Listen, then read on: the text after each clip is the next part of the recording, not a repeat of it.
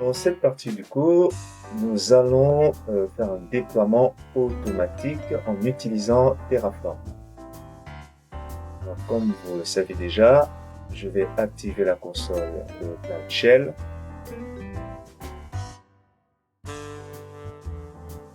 Le Cloud Shell étant activé, je vais ouvrir l'éditeur.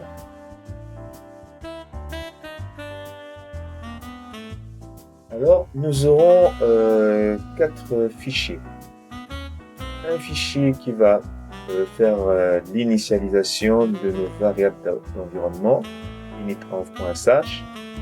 Un fichier de variables, donc variable.tf, qui va être utilisé par Terraform pour pointer sur des variables spécifiques. Et un fichier main.tf, qui sera le fichier principal pour le déploiement via Terraform.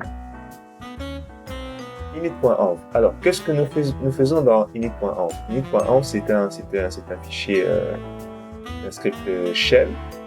Au début ici, on va setter une variable. Vous connaissez déjà la commande gcloud config get value project qui permet de récupérer l'ID du projet.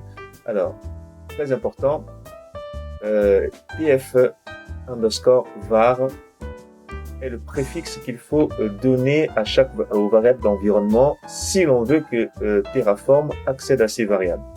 Terraform va accéder à ces variables en utilisant la syntaxe var point nom de la variable que vous aurez cité. Donc tf underscore var underscore sera remplacé. Donc ça sera remplacé par var point. D'accord? Alors je reviens. Lorsqu'on dit, je rappelle, lorsqu'on écrit tf underscore var underscore, c'est pour signifier ici que ces variables seront accessibles par Terraform. Donc ici, je stocke le project ID. Ici, je stocke le project ID, donc la valeur du nom du project ID, sans les chiffres après. Ici, je vais stocker le SHA de mon application. Pourquoi je stocke le SHA de mon application? C'est pour notifier à Terraform qu'il y a eu un changement. Donc, à chaque fois que mon dossier aura été modifié, le SHA de mon application Angular aussi va être modifié. Et c'est à ce moment que Terraform pourra faire un déploiement. Terraform ne fait pas de déploiement dans le cas où rien n'a été modifié. Et nous allons voir ça dans l'exemple d'exécution. Ici, qu'est-ce que nous faisons? Justement, on regarde on fait un check sur le SHA. Si le SHA existe, eh ben, on l'affiche. S'il n'existe pas, on envoie aussi un message disant que aucun hash a été généré. Alors, cette variable tf_var région, je récupère la région dans laquelle nous déployons notre application. On l'a déjà fait. gcloud app describe --format. Je récupère la localisation. L'ID de la localisation, ce sera la région. Ici, on est pour la France, Europe, Ouest 3. Alors ici, nous allons faire un check. Nous allons faire un grep de cette commande gcloud app services list format value ID. On veut récupérer l'ID d'un service de tout. Bon, là, on récupère l'ID de tous les services, mais ce qui nous intéresse, c'est le service default. Pourquoi on récupère le service default? Dans le cas où on exécute, on cherche à faire un déploiement via Terraform ou quel que soit, hein, si on fait un déploiement dans App Engine, App Engine exige que une application pour être déployée doit d'abord être déployée dans le service default. Si l'application n'a pas été déployée dans le service default et que nous voulons spécifier un autre service, il y aura un message d'erreur. Voici pourquoi on vérifie bien que le service default existe. Si le service default existe, eh bien, on peut faire un déploiement dans un autre service. Un service à notre, voilà, on peut faire un déploiement dans default, mais ce qui nous intéresse, c'est faire des déploiements dans des services personnalisés. Et bien ici, par exemple, qu'est-ce qu'on dit? Et ben si le default n'existe pas, on ne va pas faire le déploiement dans le service personnalisé, mais on va faire le déploiement dans le service default. Et après, on fait un gcloud app describe pour décrire notre application. Donc, on va récupérer l'information selon laquelle l'application App Engine est déjà activée sur notre environnement. Si l'application App Engine n'est pas déployée activée sur notre environnement, il nous sera nécessaire d'exécuter une commande, donc gcloud app create, et on va créer l'application, non pas l'application, plutôt l'environnement App Engine dans le contexte de notre projet. C'est pourquoi ici on set les valeurs de create App Engine à false ou à true. Variables .tf, ce sont les variables qui seront utilisées par Terraform. Donc, voici la syntaxe pour setter les variables. Variable, double guillemets, on donne le nom de notre variable, on fait une description et on choisit le type. Si c'est un booléen, ici on met bool. Et nous, on peut mettre une valeur par défaut, et la valeur par défaut que nous mettons ici, c'est un false pour la variable create app engine. Il va stocker l'information selon laquelle App Engine a été activé ou pas dans notre environnement de développement. On va aussi stocker, on va créer une variable hash. Ici, cette variable va nous permettre de stocker le hash de notre application. Ici, le project ID, et comme vous le savez bien, on stocke la région et le nom du service. Maintenant, passons à main.tf. Main.tf est le fichier principal du déploiement via Terraform. Alors, provider Google. Qu'est-ce que l'on dit ici? Ici, on spécifie à Terraform que le provider, ici, le provider cloud, c'est Google. Ça peut être AWS, Azure, et j'en passe. Mais nous, ici, nous sommes dans un contexte de Google. Nous allons déployer notre application via Terraform. On spécifie bien que le fournisseur cloud, c'est Google.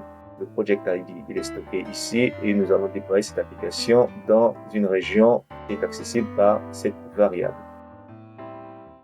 Ressource Google App Engine, justement, ici, c'est une syntaxe qui nous permet de déployer d'activer App Engine dans le contexte de notre application. Appelé de cette commande du cloud app create. Donc, c'est cette syntaxe région, icône, et en spécifique, par exemple, Europe, Ouest, Ouest. Ici, cette syntaxe va permettre d'exécuter cette commande. On va faire ça ici. Donc là, ici, qu'est-ce qu'on dit? On récupère cette variable. Si cette variable est définie, eh bien, cette valeur 1 veut dire true. Donc, on n'a pas besoin d'exécuter cette commande pour créer et activer l'environnement, l'application App Engine. Si c'est à false, eh bien, il est nécessaire d'activer. Dans le contexte de notre projet, dont le project ID est stocké ici et dans la région est stocké ici. New resource. New resource veut dire que nous allons ici exécuter des commandes en local. On accède bien sûr au service name et l'hash de notre application. Provisionneur localx, le exec, ici spécifie bien Terraform. Il faut exécuter cette commande. On l'avait déjà fait. Cette commande set ici veut dire dans notre fichier app YAML, à l'endroit où on a service 2 points, tout ce qui se trouve après, il faut l'éditer par le nom du service qui est accessible par cette syntaxe, qui est la syntaxe qui nous permet d'accéder à la valeur de notre variable d'environnement. Ici aussi, on spécifie ensuite qu'il faut exécuter ce script. Vous vous rappelez, dans le tutoriel précédent, on avait exécuté ce script avec un paramètre qui est le nom du service. Et ben voilà, et notre application justement, notre script shell appdeploy.sh qui va être exécuté lors du lancement de Terraform. Il est là, ce script, il n'a pas bougé. On fait toujours la même chose, on vérifie qu'on a bien une variable d'environnement qui est spécifiée. Ici, on fait un peu du nettoyage, on installe les packages avec la commande npm install. On vérifie qu'un service existe, s'il n'existe pas, on le supprime et on va le recréer. On exécute cette commande pour générer le dossier dist qui contient la compilation de notre application. On fait un nettoyage du cache et ici on exécute cette commande pour éditer notre fichier. Déjà, je pense qu'on n'a même pas besoin de faire ça ici puisqu'on le fait déjà via le provisionneur Terraform. Ça, je vais remonter cette commande.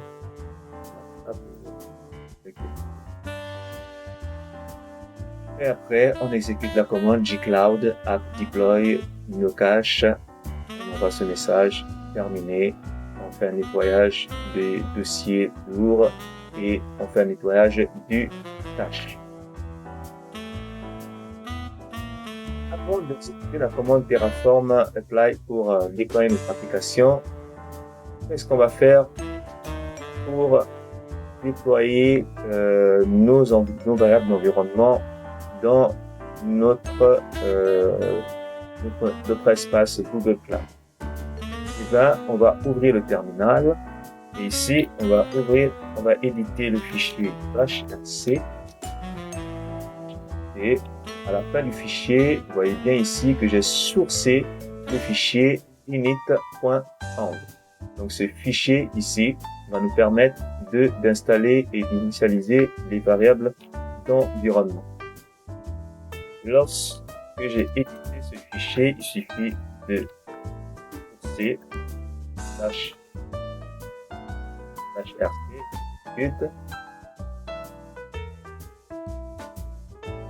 Lorsque j'exécute ce fichier, bien j'ai affiché le hash.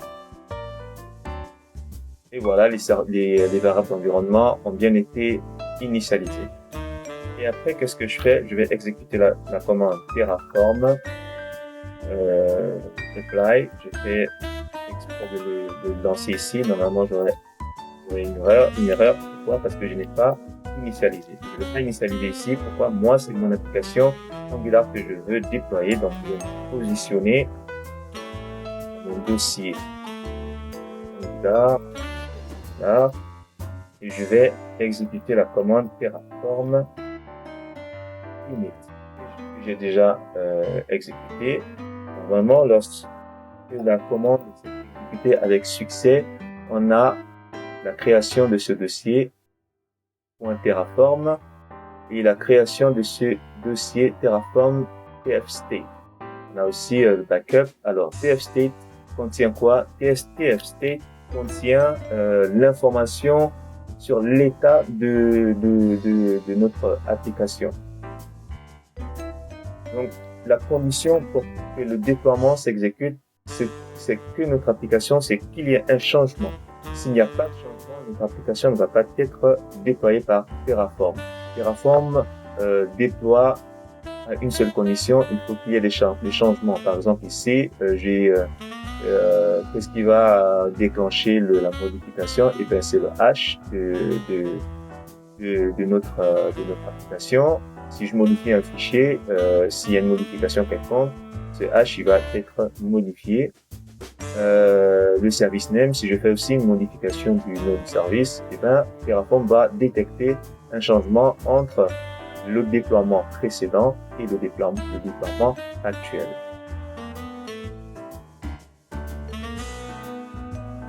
Alors, après avoir fait ceci, il me reste qu'à exécuter la commande Terraform apply.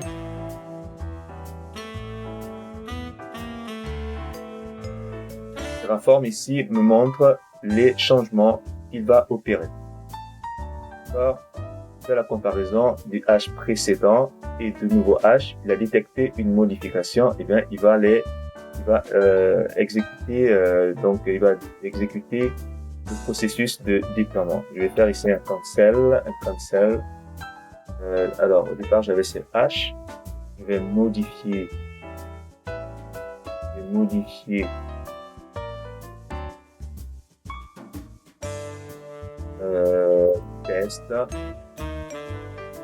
test modif.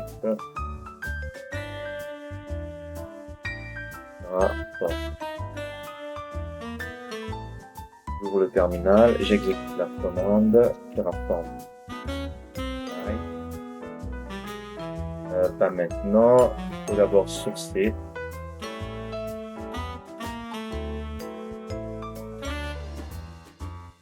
HRC.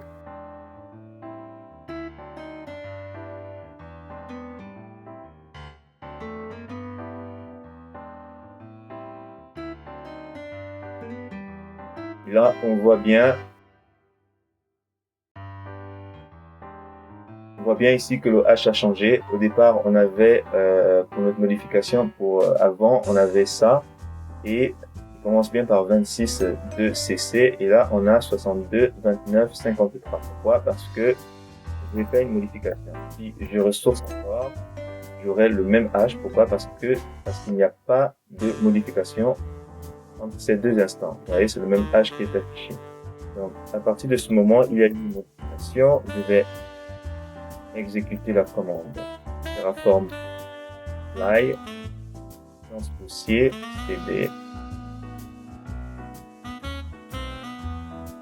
Terraform fly exécute. Changement détecté. On voit bien le nouveau hash qui commence par 62. Je vais faire yes. Et là, je vais attendre quelques minutes, environ 5 minutes, pour que Terraform termine le process de déploiement.